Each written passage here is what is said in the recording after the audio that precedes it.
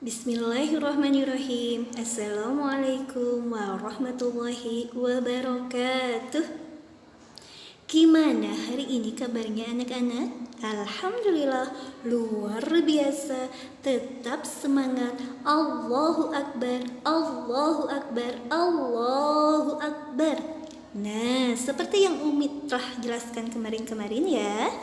Jadi sebulan ini kita tidak ada pembelajaran untuk pelajaran keagamaan, baik itu PAI, Bina Fikih, Bahasa Arab, BTQ, dan Tahfiz. Sebulan ini kita hanya akan belajar tentang adab dan kebiasaan yang akan kita laksanakan baik itu di rumah dan di sekolah.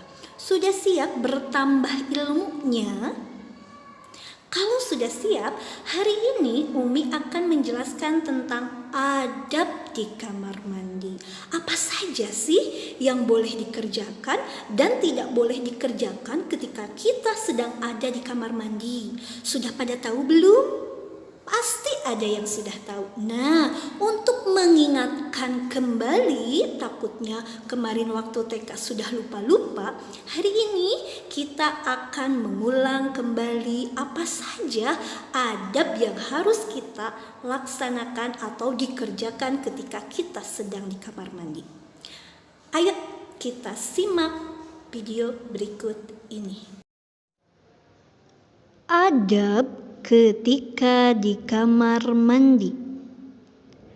Yang pertama, membaca doa masuk dan keluar kamar mandi.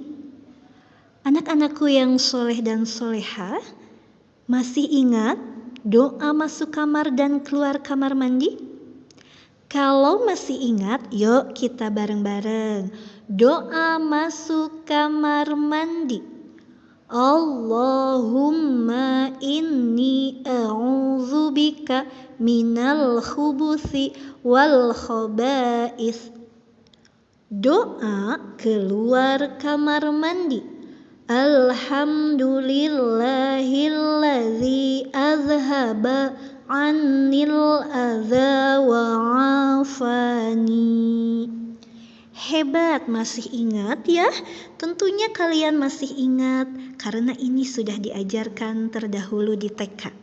Kita lanjutkan ke nomor 2. Adab ketika di kamar mandi nomor 2 adalah masuk, utamakan, mendahulukan kaki kiri terlebih dahulu, dan keluar didahului dengan kaki kanan.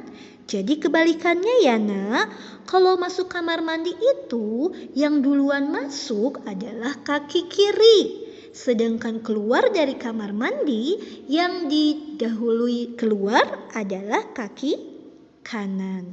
Yang ketiga adalah ketika buang air tidak boleh menghadap kiblat dan tidak boleh juga membelakangi kiblat. Jadi kalau kalian mau buang air besar, mau buang air kecil, kalau bisa jangan menghadap dan membelakangi kiblat. Yang keempat, ketika buang air dilakukan dengan jongkok. Coba Umi mau tanya, di sini anak laki-lakinya kalau pipis, kalau buang air kecil biasanya berdiri apa jongkok?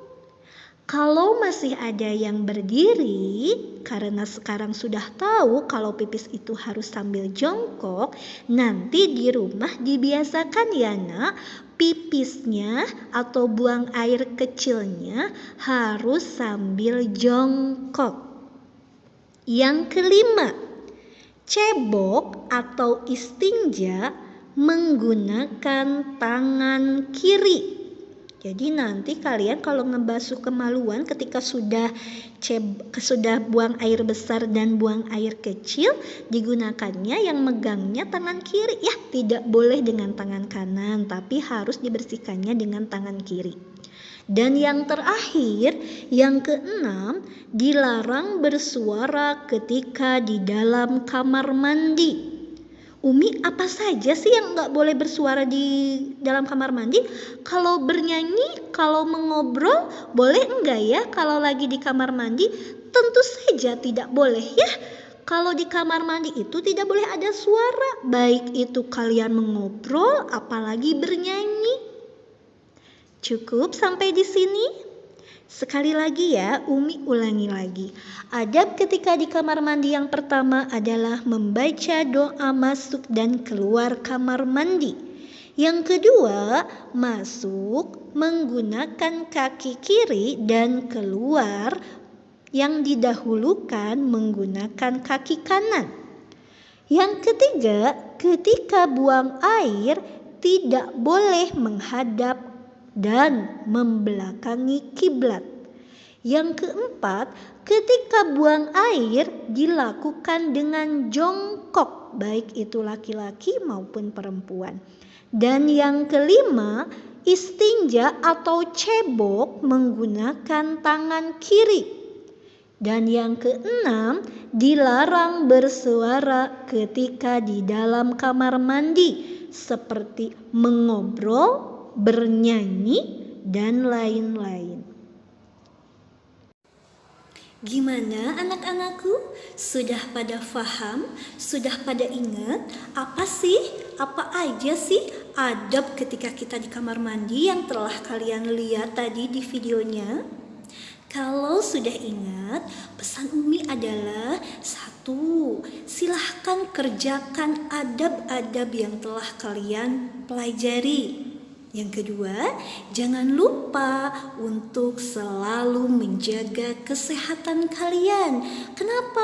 Kalau kalian sehat, insya Allah kita akan cepat bertemu di sekolah. Cukup sekian materi dari Umi untuk hari ini. Ditutup dengan bacaan hamdalah. Alhamdulillahirrabbilalamin. Wassalamualaikum warahmatullahi wabarakatuh.